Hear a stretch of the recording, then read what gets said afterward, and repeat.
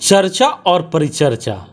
जी हाँ, आज हम चर्चा और परिचर्चा करने जा रहे हैं क्योंकि देश में 2024 को लेकर ढेर सारी चर्चाएं होती है। आखिर 2024 में क्या होने वाला है, आखिर क्यों इतनी चर्चाएं होती है, तो हम आपको बताना चाहते हैं कि 2024 में लोकसभा का चुनाव होने वाला है, जिसे लेकर हर एक राजनीतिक पार्टियां चर्चा और परिचर्चा करने लगी है, चाहे वो राष्ट्रीय पार्टी हो या क्षेत्रीय पार्टी हो। हम झारखंड में हैं, इसलिए झारखंड की बात करेंगे, जहां झारखंड में 2024 को लेकर राष्ट्रीय पार्टी भारतीय जनता पार्टी लगातार तैयारियों में जुटी हुई है। उनके प्रदेश अध्यक्ष विधानसभा भाई दौरा भी कर रहे हैं। वहीं कांग्रेस पार्टी अब अपनी 2024 की रणनीति की शुरुआत कल से कर चुकी है। प्रेस कॉन्फ्रेंस के माध्यम से कांग्रेस पार्टी के प्रदेश अध्यक्ष ने बताया कि किस तरह 14 लोकसभा में उनकी तैयारी है और 14 लोकसभा में उन्होंने संयोजक और प्रभारी की नियुक्ति कर दी है, जिसकी जानकारी कल रांची में प्रदेश अध्यक्ष ने दी है।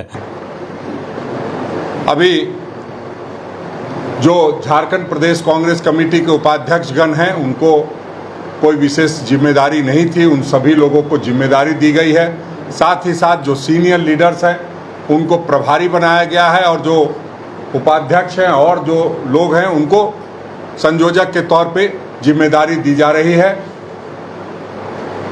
जो हम लोगों ने गठबंधन किया है, इंडिया का गठबंधन बनाया है, कांग्रेस पार्टी की पूरी कोशिश है कि हम अपनी सीट तो जीतने का काम करें ही करें, साथ ही साथ जो लोग साथ में चुनाव लड़ेंगे, जो गठबंधन के साथी, उनको भी जितवाने के लिए पूरा भरसक प्रयास करेंगे। और जो हमारी टीम बनी है, जो मंडल की और पंचायत की, उसका सही तरीके से संयोजन करके किस तरह से हम लोग लोकसभा चुनाव में अपनी जीत दर्ज करें और जो 14 सीट का टारगेट है उसको फुलफिल कर सके, उस निमित्त तमाम जो हमारे नेतागण हैं उनकी आज के बाद से ये जिम्मेदारी दी जा रही है। और हमारे साथ बात करने के लिए राम नारायण शर्मा है। शर्मा जी, 2024 की चर्चा और परिचर्चा शुरू हो चुकी है। जी, सबसे पहले तो हमारे चैनल देखने वाले सभी दर्शकों का स्वागत है। हिमांशु जी, जैसा कि आप जान रहे हैं, 2024 में भारत का आम चुनाव होने जा रहा है और इससे लेकर अभी से ही दो गठबंधन देश में बड़े चर्चा में है। एक एनडीए जो अभी सरकार में है, केंद्र सरकार में है, और दूसरी इंडिया का तैयारी आप देख रहे हैं कि जगह जगह कई सम्मेलन उनकी तरफ से आयोजित हो चुका है। और उसी आयोजन के बाद अब लग रहा है कि धीरे धीरे सभी पार्टियों को निर्देश भी दे दिया गया है कि अपने अपने राज्यों में अपनी अपनी सीटों के आधार पर जरूर आप अपने मंथन करें। लेकिन कांग्रेस पार्टी ने लंबे समय बाद पहले इस तरह की तैयारी शुरू की है, जिससे लेकर अब कांग्रेसियों को जरूर एक खुशी होगी कि चलिए, अक्सर कांग्रेस पार्टी चुनाव की घोषणा या चुनाव आसपास होने के समय इस तरह की तैयारी करती नजर आती है, लेकिन एक लंबा समय इस बार दिया है। और प्रदेश अध्यक्ष ने रांची में जिस तरह की बातें सबके समक्ष 14 लोकसभा सीटों को लेकर रखी है, उससे लेकर अब कांग्रेस पार्टी में एक तरह की आशा जगेगी कि हो सकता है इस बार हमें ज़्यादा सीटें जरूर मिलने जा रही है। जैसा कि मैं शुरू दौरान ही कह रहा था कि चर्चा और परिचर्चा हम आज करने आए हैं, तो जैसे ही कांग्रेस पार्टी ने 14 लोकसभा में अपने प्रभारी संयोजक का नाम घोषणा किया है, उसके साथ ही चर्चा और परिचर्चा शुरू हो गई है।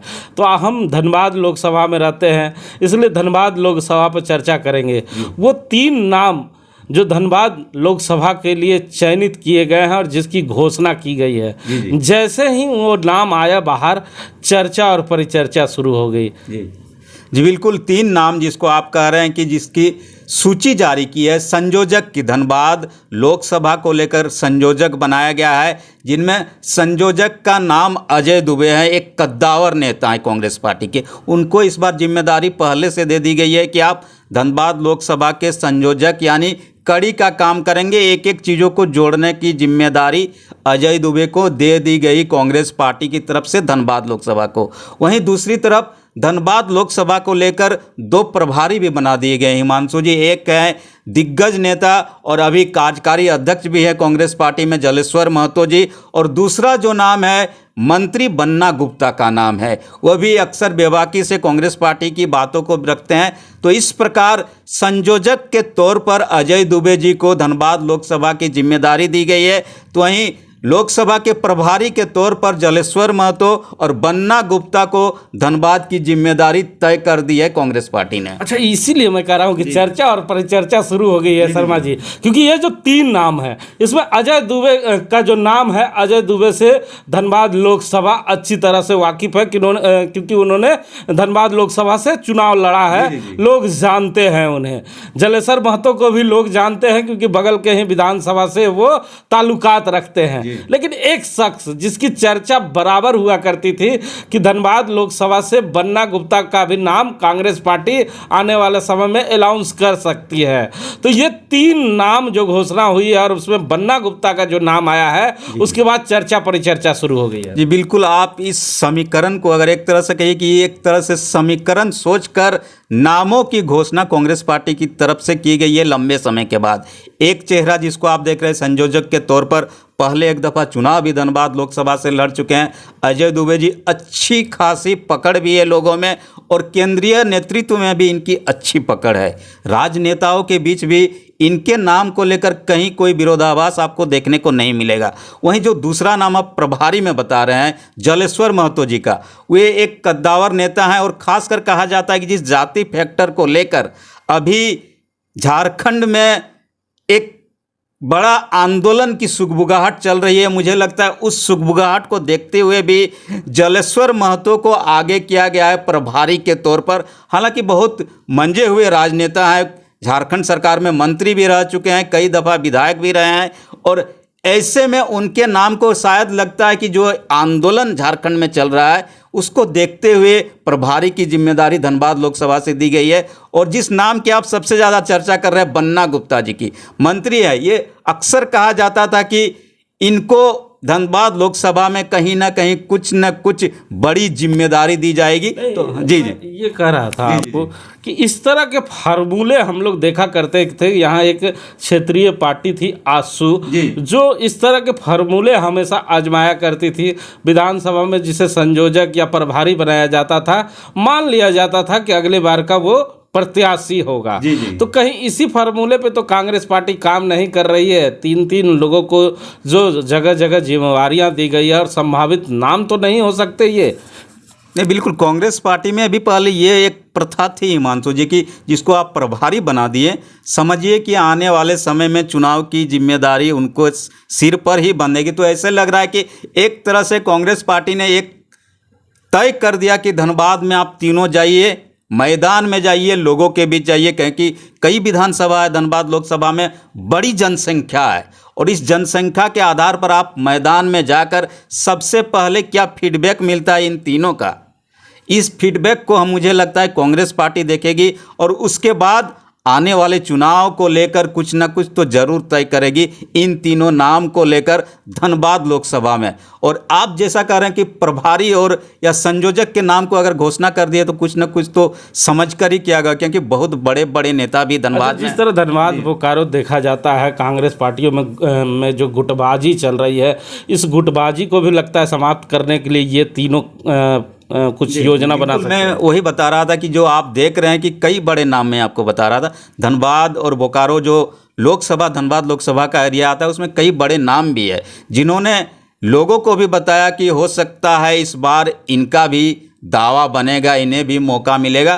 तो उन नामों को देखते हुए मैं यही बता रहा हूँ कि बहुत पहले इस बार कांग्रेस पार्टी ने एक तरह से एक मंच तैयार कर दिया है कि ये 3 नाम आपके क्षेत्र में जाएंगे, ये 3 नाम वहाँ लोगों को जोड़ने के साथ साथ लोगों के बीच काम करेंगे, नेताओं के बीच, अपनी पार्टी के बीच काम करेंगे और उनसे जो भी बेहतर फीडबैक मिलेगा उसके तहत कांग्रेस पार्टी आने वाले समय में निर्णय लेगी। लेकिन जिन बड़े नामों को यहाँ साइड किया गया है, मैं कहता हूं कि छोड़ दिया गया है, मुझे लगता है कि सबसे ज़्यादा अफसोस उनके साथ रहने वाले जो कांग्रेस पार्टी के समर्थक हैं उन्हें होता होगा इन 3 नामों के सामने आने के बाद। तो 3 तिगाड़ा काम बिगाड़ा, 3 तिगाड़ा धनबाद लोकसभा संवारा।